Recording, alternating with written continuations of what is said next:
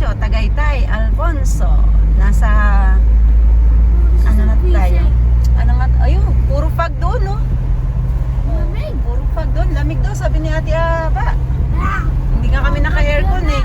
Nakabukas lang kami kasi, oh, napakalamig. Parang bagyo. 6:30 AM. Ang aga namin umalis sa bahay. Before 5, nakaalis na kami. Nakadaan na rin kami ng palengke ng Maragondon. Bumili kami ng makakain nila Papa Rod. Yan oh. Dito bilihan ng mga atiet, manok dyan oh. Malaki ang poultry dyan. Yan mo oh, laging marami naghahakot.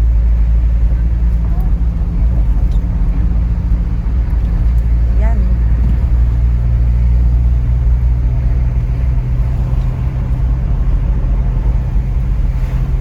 Sarap bumiyahe pagka ganito, lamig.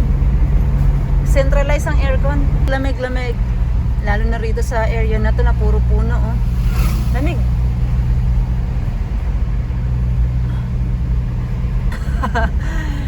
Hindi rin masarap sabi ni Ate Aba kasi lamig. Lamig, sobra. Centralize ang aircon dito sa Bailin.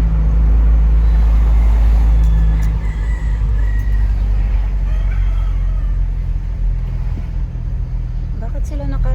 May pag pala dito. Fog, oo nga anak. Siyempre, mataas kasi na lugar to anak, kaya may fog.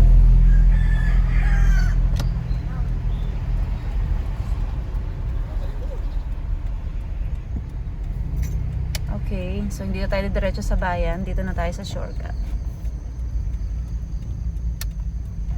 Yun ang bayan. Dito na tayo sa shortcut.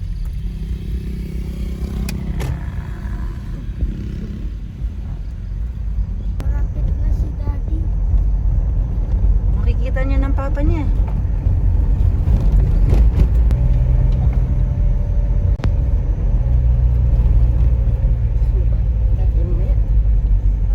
Ay, manok, baka maging adobo ka. Ay, bawa. Huwag naman, kawawa. Masarap yun kay pangbugin.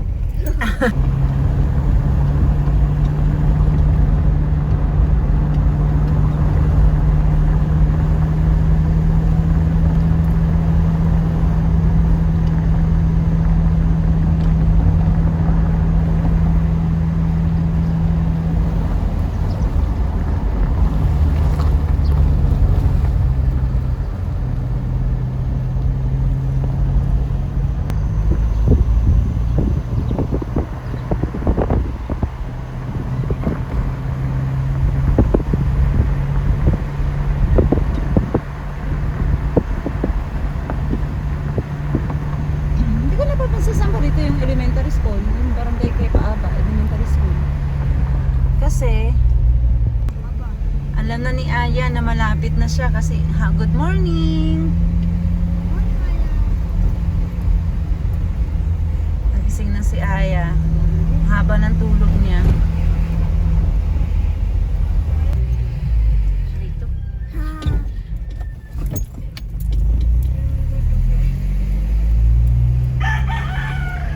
Oh, ayun, yun na maririnig mo rito, tilaok ng manok. Achu-chu-chu! Sabi niya, ay, ang cute naman ng tawa ni Ate Aba. Achu-chu-chu! Sabi niya, galing mo, Aya. Very good ka talaga. Again, Aya, achu-chu-chu! Morning po!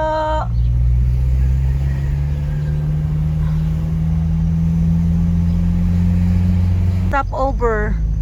So, kung sabihin na natin na umalis tayo ng ano, Ako yung bayan. 5. Tapos namalengke pa ako eh.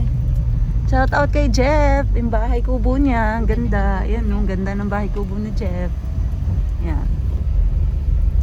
So, sabihin na natin na ang mga 1.5 hours lang yung biyahe natin. Kasi walang traffic eh.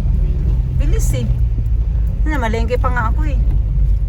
Wala pa nga siguro. More than 1 hour lang. Tagalan pa tayo sa Maragondon. Oo, matagal pa sa Maragondon. Saglit si nanay kaya. Nanay, wake up!